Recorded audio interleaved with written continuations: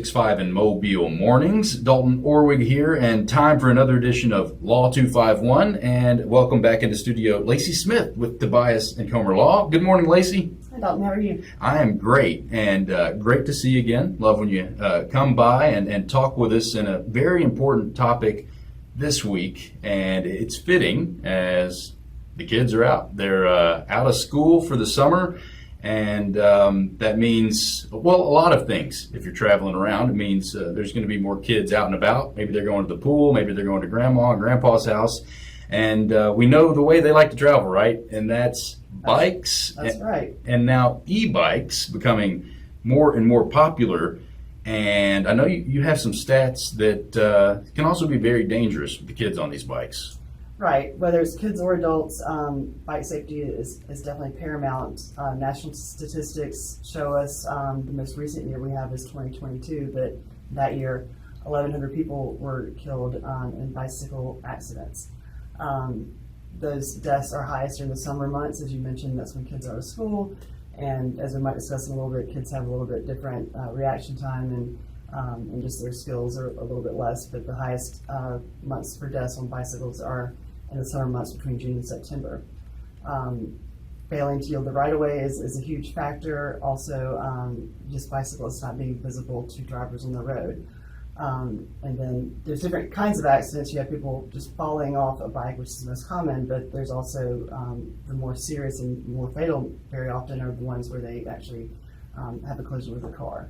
But regardless of the reasons for a crash, prevention is huge and can save a lot of lives. And there's just some simple steps you can take to just to minimize your risk or your child's risk of being injured in a bicycle accident. Right. And I know a lot of adults who don't seem to know the rules of the road in vehicles, and I presume most of them have driver's licenses, so they should know. Children who are on bikes, it's probably a great time to start teaching them, if you hadn't already, what yielding is, what a stop sign. You got to stop even if you're on a bicycle, and how that could keep them from being injured or worse, just knowing some of the rules of the road. But also, I know some children make fun of it, but wearing the proper protective equipment too when you are on a bike. Right. Rules of the road are certainly important, and they apply to cyclists just like they do to vehicles.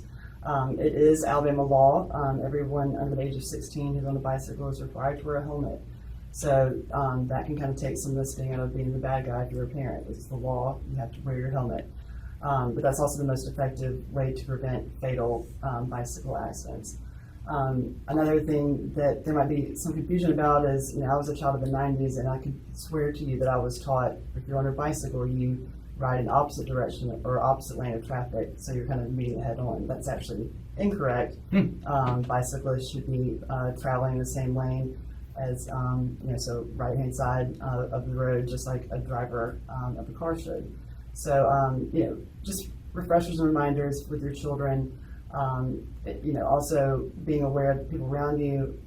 Your children should be aware that drivers aren't always going to be looking out for them, especially in the iPhone age. They might be distracted.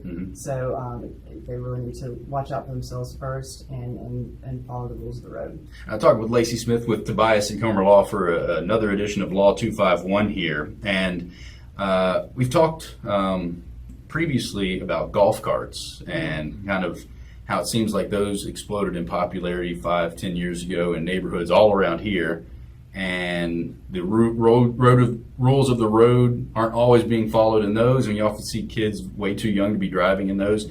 A kind of new method of transportation, although it's not necessarily new, but has certainly exploded in popularity here recently, are the e-bikes. And we talk about them here often. They're very cool. I mean, they're awesome. And I wonder if maybe a lot of parents and grandparents probably don't know the kind of speed that children can get up to on those e-bikes.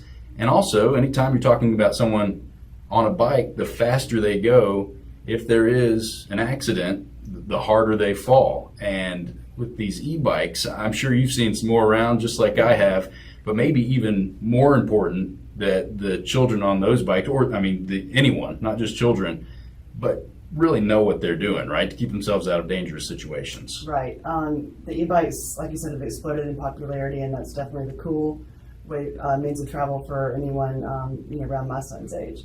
And while they are useful for getting up hills, some of them have, like the Jetson bikes and some other brands have these throttles that can get them up to 15 to 20 miles per hour, and going downhill with the throttle even increases that. So certainly, and then again, their reaction time. When it comes to controlling a bike that's traveling that fast, some children don't have the capacity for that. So it's important that they, get used to the bike before they just take off outside of parental supervision on those. But you also want to make sure they're having those helmets on. I've had some adult friends who've had bicycle accidents, and they post on Facebook about how their helmet ends up cracked. Much better to have your helmet cracked than your bones or your head. So make sure helmets are by far the easiest and most accessible way to protect yourself on a bike. Yeah, no doubt about that. And just like the car seats you guys have told me about, if it's cracked, if it's been in an accident previously, get rid of it, because it doesn't have that same kind of safety value that a fresh helmet or a fresh car seat does. And let's talk about also the other side of this too, and that would be people in your regular old car, your regular old truck.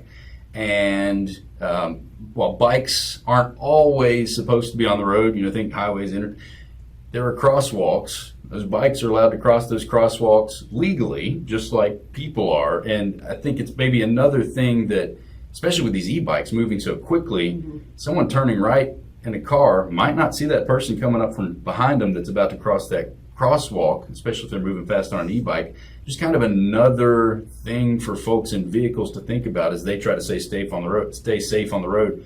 You talked about texting while driving. That can get you right there. Of course, yeah. Distracted driving is a huge driver of accidents across the board, whether it's running into pedestrians or running into the car behind you. So, and again, you want to tell, especially your children, that unfortunately not everybody is following the rules of the road and putting their phone down when they're driving. But yeah, just with the e-bikes and how much those are exploding in popularity in Mobile, just make sure you're taking that extra second to look around your surroundings before you take a turn, and certainly try to share the road. Maybe kids should be in bike paths or on sidewalks, but oftentimes they are either crossing the road or, especially in neighborhoods, sharing a lane of traffic with you. And there's no hurry, there's no rush in the world that can replace a precious life that's on one of these bikes. So of course, just share the road with them, take a breath, pull around them when you can, but safety first for everybody on the road. Well, some timely information here. Of course, with it being summer, a lot more people are out and about, and with Independence Day, probably going to be a lot of bicycles out there and e-bikes as well.